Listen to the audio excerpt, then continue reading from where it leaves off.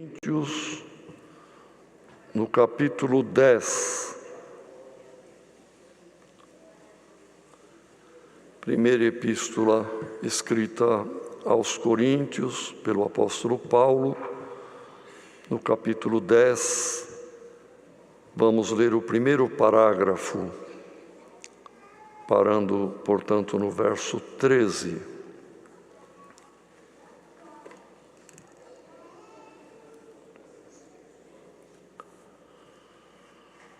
Ora, irmãos, não quero que ignoreis que nossos pais estiveram todos debaixo da nuvem e todos passaram pelo mar, e todos foram batizados em Moisés, na nuvem e no mar, e todos comeram de um mesmo manjar espiritual, e beberam todos de uma mesma bebida espiritual, porque bebiam da pedra espiritual que os seguia, e a pedra era Cristo. Mas Deus não se agradou da maior parte deles, pelo que foram prostrados no deserto. E estas coisas foram-nos feitas em figura, para que não cobicemos as coisas más, como eles cobiçaram. Não vos façais, pois, idólatras, como alguns deles, conforme está escrito: o povo assentou-se a comer e a beber, e levantou-se para folgar. E não nos prostituamos, como alguns deles fizeram, e caíram num dia 23.000. E não tentemos a Cristo, como alguns deles também tentaram, e pereceram pelas serpentes. E não murmureis, como também alguns deles murmuraram, e pereceram pelo destruidor. Ora, tudo isto lhes sobreveio como figuras, e estão escritas para aviso nosso, para quem já são chegados os fins dos séculos. Aquele, pois, que cuida estar em pé, olhe, não caia. Não veio sobre vós tentação, senão humana, mas fiel é Deus, que vos não deixará tentar acima do que podeis. Antes, com a tentação, dará também o escape, para que a possais suportar. Amém. Santo é o Senhor. Irmãos, vemos aqui conselhos maravilhosos, conselhos sábios, espirituais, que o Espírito Santo guiou o apóstolo Paulo para escrever aos cristãos que moravam em Corinto, tanto judeus como gregos, romanos e de outras nações. Corinto era uma cidade cosmopolita, quer dizer, uma cidade que tinha gente de todo lugar do mundo conhecido da época. E a igreja de Corinto foi uma igreja que tinha um número considerável de povo, de irmandade, e por causa da facilidade do comércio. Corinto era um centro comercial, marítimo, de grande influência, unindo a Europa e a parte oriental ali do Mediterrâneo e o Oriente Médio e a Ásia Menor. E a cidade de Corinto estava, porque era o istmo de Corinto, como uma ilha, mas preso no continente por uma linha de terra de uns 6 a 8 quilômetros. E a cidade de Corinto estava exatamente aí, de modo que tinha porto de um lado e porto do outro. E vinham navios da direção da Ásia Menor, atracavam ali, e a lombo de animais e de escravos, carros puxados a bois e assim por diante, fazia aqueles poucos quilômetros até o outro porto do lado que olhava para a Itália, transportando essas mercadorias. E vice-versa, tinha mercadoria que vinha da Itália, da Espanha, do norte da África, e ia para o Oriente Médio e a Ásia Menor. Então era um fluxo de muita gente, muito comércio, muito dinheiro. E onde há prosperidade, irmãos, no sentido material, porque tem gente que confunde as coisas, acha que ser abençoado por Deus e prosperidade material, dinheiro, posição, aquisição de bens, é bênção de Deus. E não é bem isto. No Velho Testamento, que tudo que aconteceu no Velho é sombra do Novo. No Velho Testamento, a promessa de Deus para Israel era terra prometida, terra mesmo aí na Palestina. Abraão foi abençoado, e aí em seguida vem, ele tinha 3.000 ovelhas, não sei quantos mil cabritos, e por aí vai, muito ouro e prata. E tudo no Velho Testamento, quando alguém era abençoado, veja a história de Jó. Era o número de camelos, de ovelhas, dinheiro, terra. Por quê? A promessa de Deus também era na terra. Mas em Cristo Jesus, irmão, ser abençoado por Deus não tem o mesmo significado do Velho Testamento. Porém, tem quem confunde. E tem, inclusive, teorias.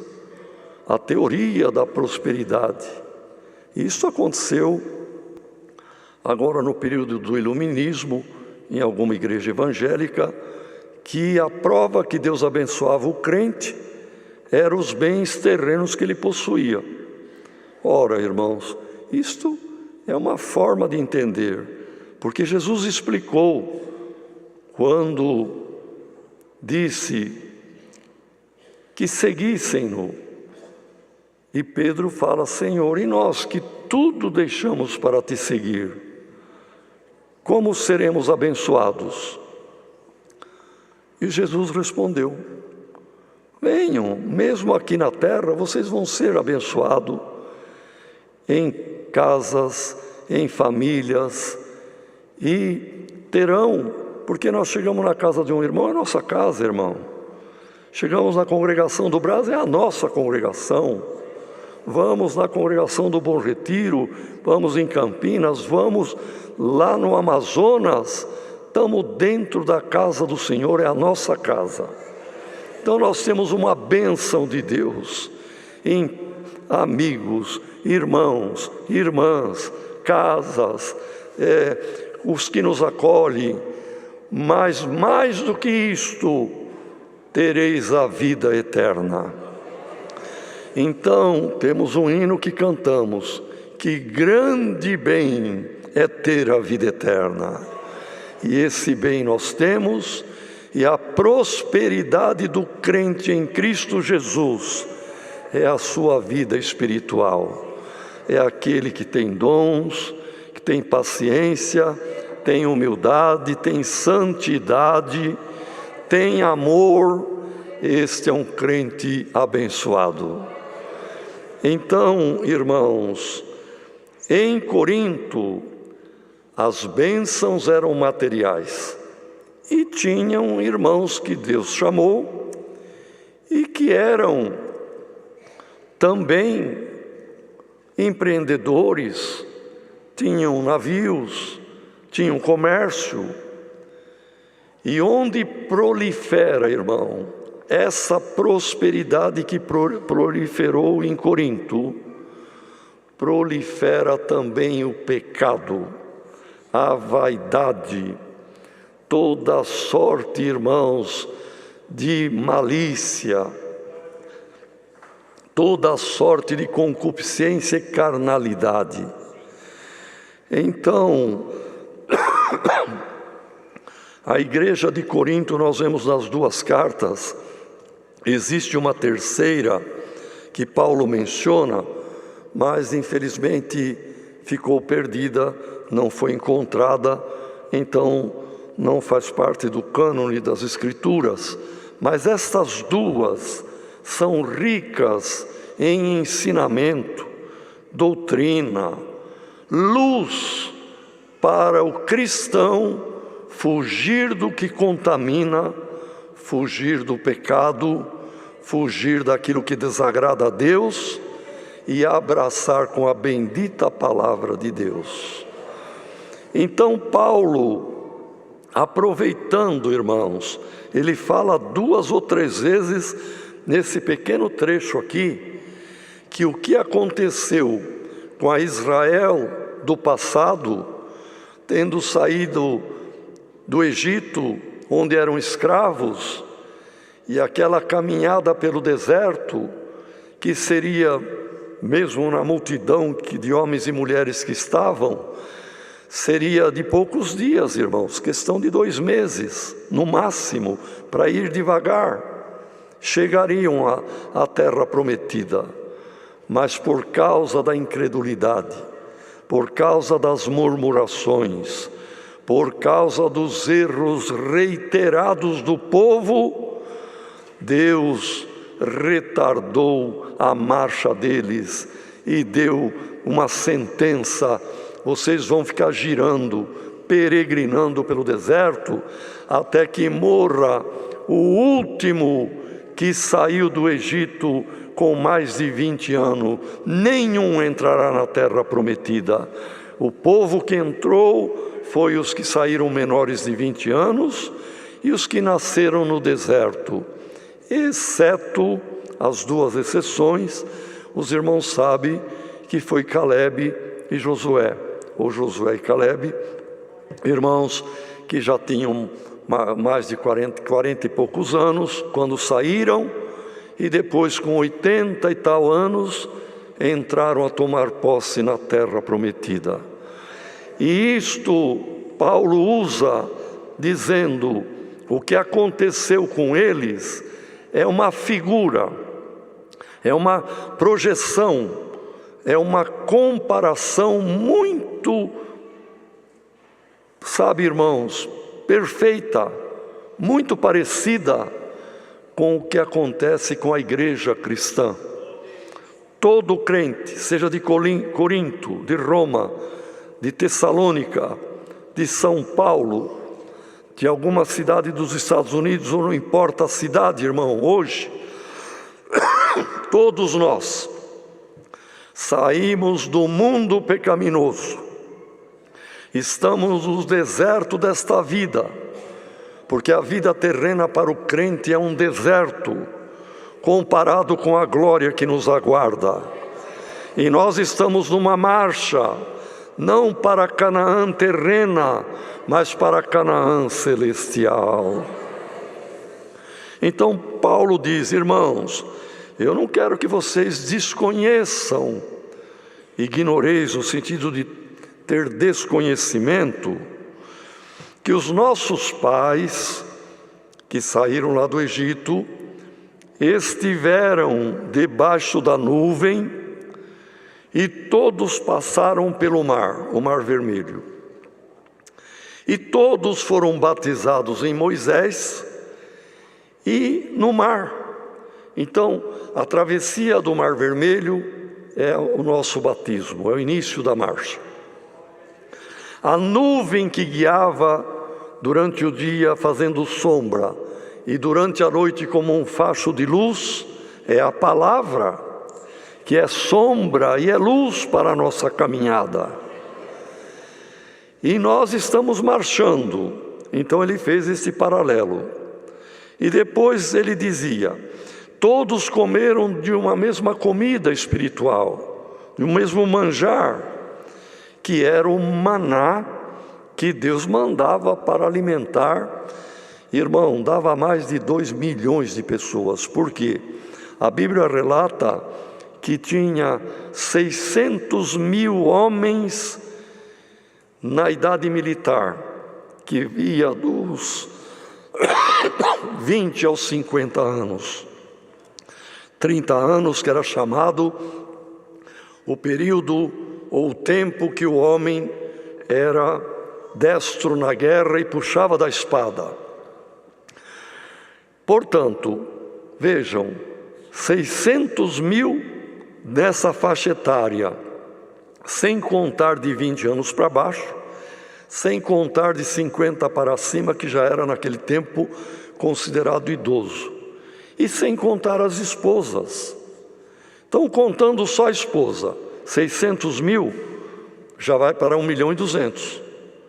Contando velhos, que tinha velhos muitos, e menor de 20 anos, passa de 2 milhões com certeza. Como alimentar 2 milhões de pessoas no deserto, irmãos? Só por milagre.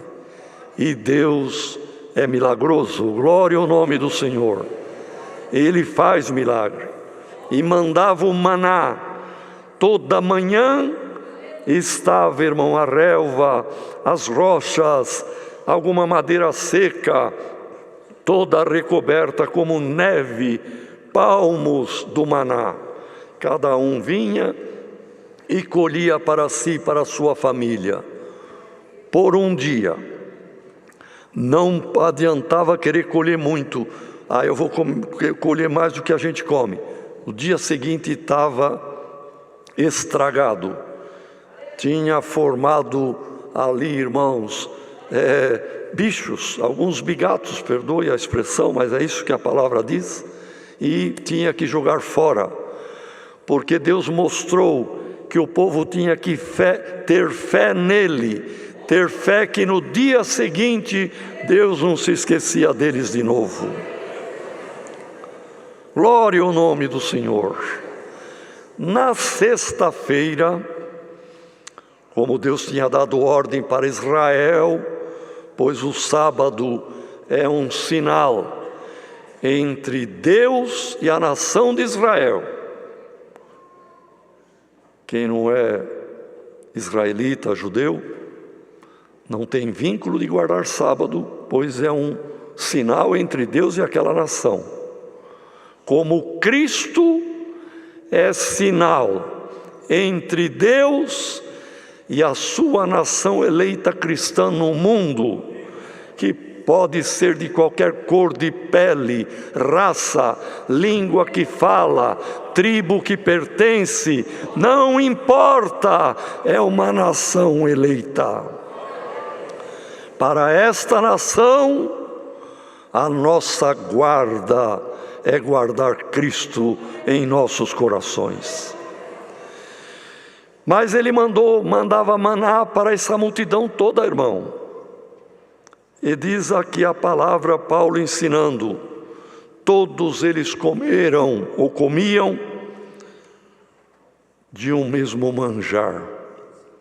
E agora na Israel espiritual, seja aqui no Brás, seja na Argentina, seja no Nordeste, no Amazonas, onde quer que seja, irmão, toda noite de culto, a Irmandade se alimenta da palavra e tem força para continuar a marcha no deserto desta vida, na luta do trabalho, da criação de família. A palavra nos alimenta, nos dá força para marchar. E todos bebiam de uma mesma bebida espiritual, porque bebiam da pedra. E que pedra é esta, irmão? por mais de uma vez, onde não tinha córrego, não tinha oásis, não tinha água natural, Deus falou com Moisés: bate na rocha. Bateu, saiu água. Passado algum tempo, num outro ponto, difícil de novo, o povo murmurou, o povo oprimiu, o povo desconjurou, desanimou, quis voltar para trás, blasfemou contra Moisés, a ponto de Deus ter falado com Moisés: Moisés, leva o povo junto àquela grande rocha. Ali estava Cristo representado naquela rocha, irmãos, como na outra, e Paulo fala exatamente isto. A rocha que o seguia, a pedra que o seguia, era Cristo. Mas nessa altura, salvo erro, em Números 20, 21, irmão, por aí, Deus fala muito claro: Moisés, vai você e Arão, leva o cajado, fala com a rocha, Moisés, e o povo vai me santificar, vai me glorificar. O que Moisés deveria ter feito, irmãos? Chegado com Arão, o sumo sacerdote, e conversado com a pedra. Era Cristo a pedra, a representação do Senhor, irmão. Dizer: rocha, por favor, Deus me mandou aqui, que você vai fornecer água para nós. Abre-te, forneça água para esta multidão. E a rocha ia jorrar uma cascata e um rio de água. Mas Moisés estava atribulado com as murmurações, estava um pouco transtornado, irmãos, porque o povo falou: nós vamos te apedrejar, Moisés, vamos voltar para o Egito, mas antes nós vamos te matar com pedrada. E Moisés chegou com a vara, porque no tempo anterior Deus deu ordem: bate com o cajado na vara e você vai ver a obra. Bateu, triscou na casca da rocha, saiu água. Agora Deus falou para Moisés: conversa com a rocha, Moisés, fala com ela. Mas Moisés, transtornado, nervoso, não bateu uma vez só, bateu duas. Pá, pá, será que vai sair água dessa rocha? Duvidando, saiu água. Mas Deus disse: nem você e nem teu irmão entrarão na parte ocidental da terra prometida, além do Jordão. De modo que Moisés, na verdade, ele apenas entrou onde hoje é a Jordânia, nem é Israel. Mas naquela época era parte da grande Israel, o lado oriental, o lado do nascente, à esquerda da margem do Jordão. Moisés deu posse para 2,5 tribos, mas 9,5 tribos foi Josué quem deu posse onde atualmente é Israel. De modo que a pena que Moisés sofreu por culpa do povo murmurador foi não ter visto a plenitude da terra prometida. E porque bateu com dúvida: será que essa rocha vai dar água? Poderia acontecer isto? E o Senhor fez com que o povo santificasse, mas disse para Moisés e para Arão: vocês não vão na totalidade da terra prometida. Então Paulo usa tudo isto, irmão,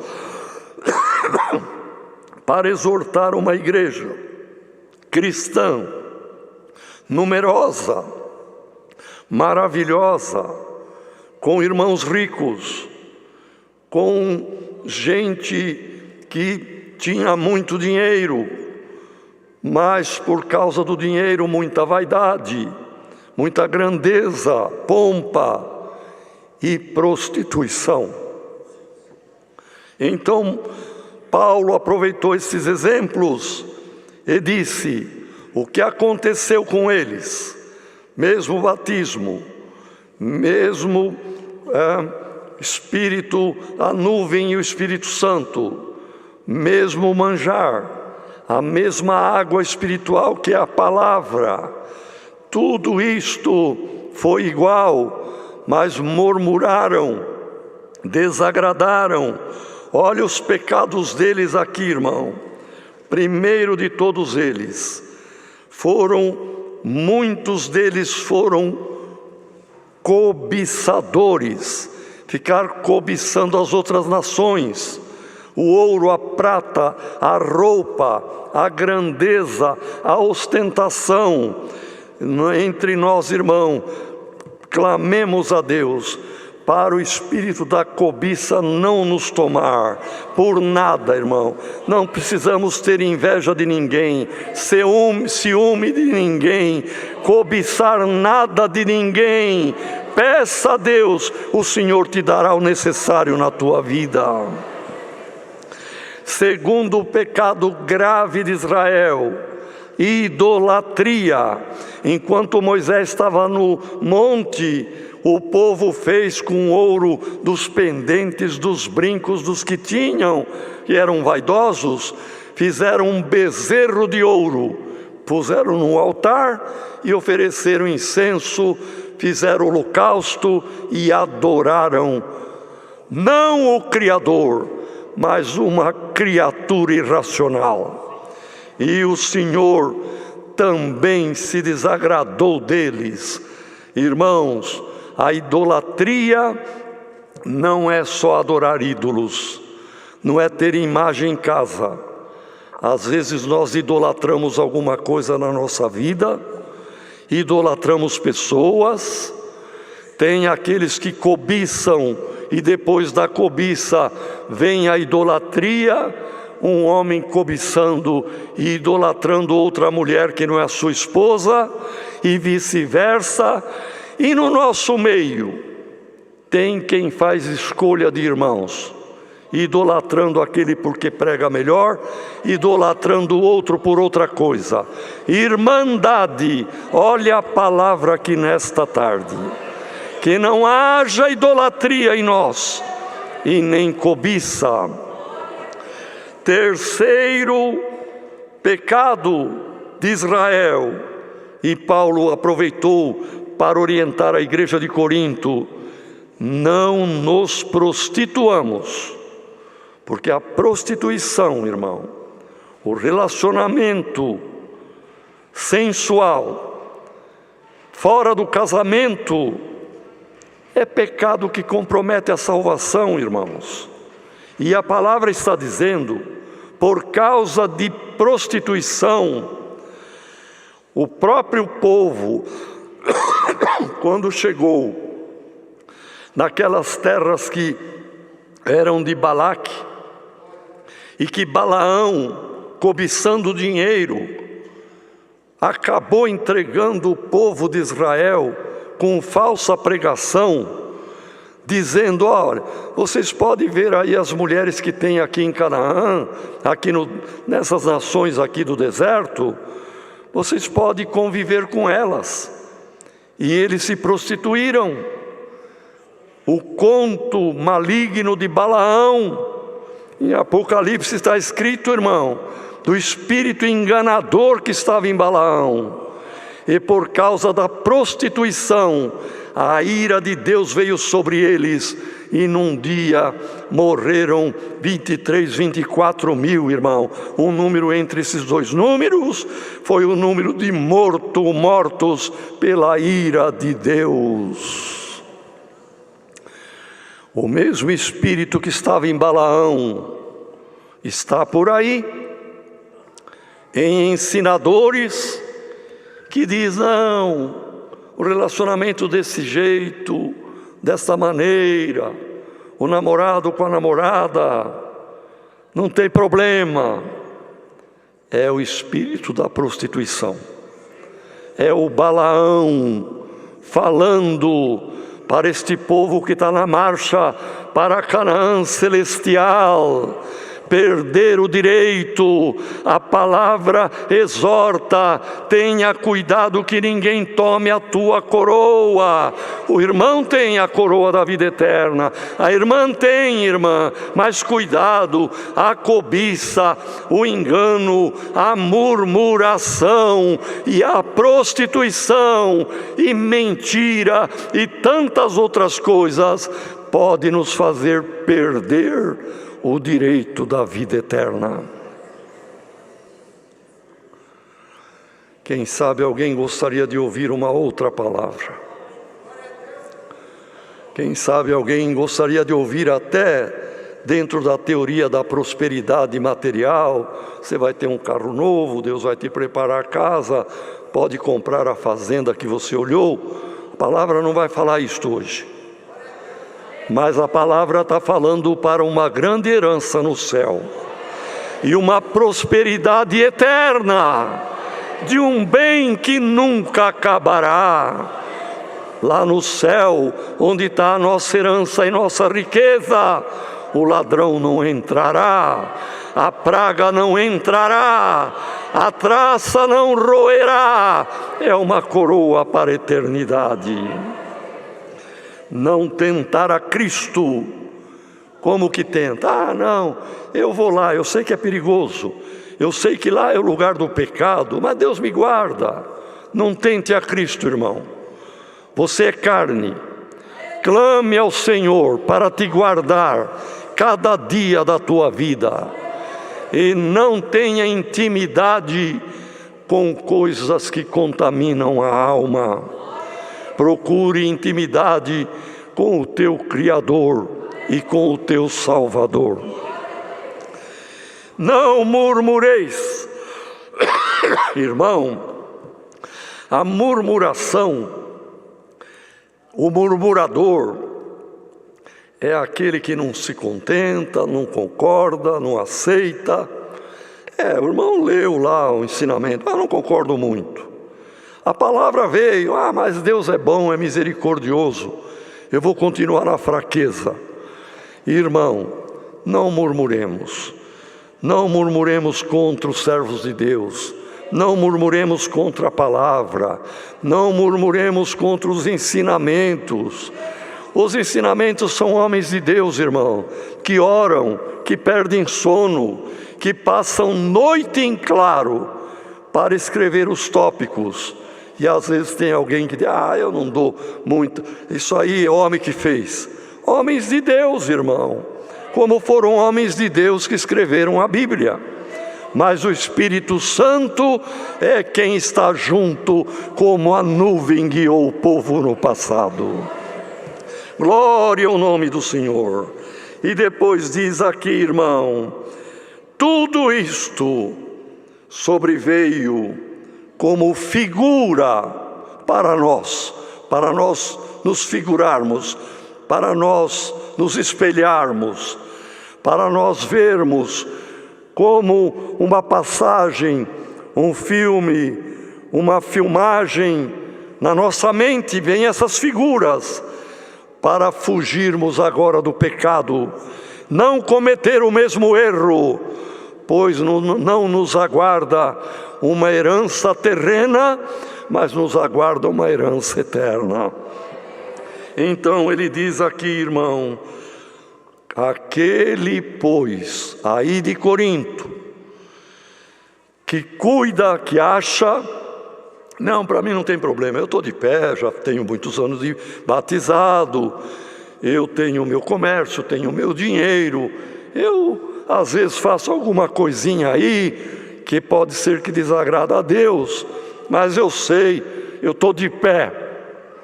Paulo disse, quem estiver de pé, cuidado para que não caia. Quem caiu, busque a misericórdia de Deus. Quem está de pé, não ria de quem caiu. Cuida de ti mesmo, cuida da tua vida, Quem é mãe de família, cuida da tua casa, do teu marido. Quem é pai de família, cuida da tua esposa, dos teus filhos. Cuida para continuar em pé até a volta de Cristo. Não sobreveio sobre vós, ó Coríntios, tentação do próprio manifesto do tentador como para Cristo. Nenhum homem teve a tentação que Cristo teve. Do próprio inimigo em pessoa, tentando. A tentação que Deus permite que venha para os crentes é humana. O que quer dizer? Não é o inimigo em pessoa. O espírito maligno usa de uma mulher para tentar o homem, usa de um homem para tentar uma mulher, usa de um moço mal intencionado para tentar uma jovem nossa irmã, singela e ingênua. A vaidade de quem entra em dívidas milionárias é a ambição pela riqueza, a promessa de lucro fácil. Depois a coisa não se concretiza, mas não foi o inimigo em pessoa, foi humana. E ele se deixou tentar pela cobiça, pela ganância, ou pela sensualidade que está nele. Mas diz aqui a palavra, irmão: não veio sobre vós tentação, senão humana. Então o irmão já sabe, a irmã já sabe. Fuja de ofertas milagrosas, fuja de elogios com segundas intenções, fuja das pessoas que te rodeiam com outros interesses e peça força a Deus. Senhor, me guarda. E a palavra responde: fiel é Deus, que não vos deixará tentar acima do que podeis resistir. Deus te deu resistência, irmão. Resista à tentação. Irmã, Deus te deu resistência. Resista à tentação.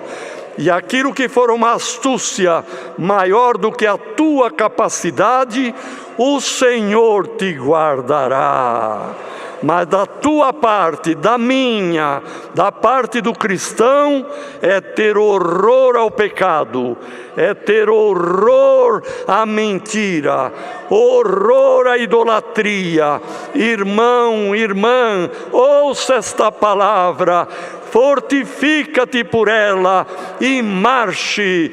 O povo de Israel entrou para possuir uma herança terrena, nós entraremos para possuir uma herança eterna. É a palavra, Deus seja louvado. Com uma oração.